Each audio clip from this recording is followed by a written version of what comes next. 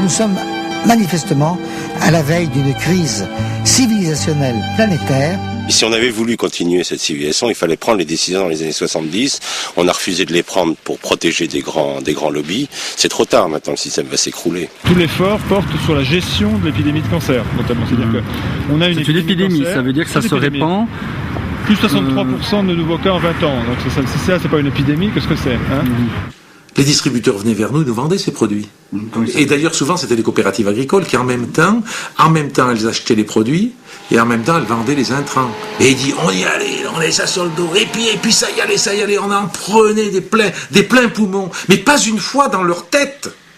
Dans leur tête, ils pouvaient avoir l'idée que ça peut avoir des conséquences sur leur santé, et surtout on ne leur disait pas. Parce que ce qui fait qu'il y a le plus de pouvoir dans ce pays sur la science, c'est l'Académie des sciences. Donc c'est des vieillards séniles, et qui imposent, c'est les gens qui disaient par exemple, il n'y a pas de problème avec l'amiante. Ils ont dit ça pendant des dizaines d'années. C'est-à-dire que l'aliénation devient la norme, et elle est proposée, elle est intégrée pratiquement dans la psyché collective comme la norme. Et je pense que dans le bio, il y a des gens qui sont extrêmement pointus et à l'affût de ce genre de choses et qui vont effectivement privilégier le lien au producteur et la vente directe et locale à des systèmes en fait où en grossissant, tu perds le lien, tu perds le sens et tu perds l'éthique.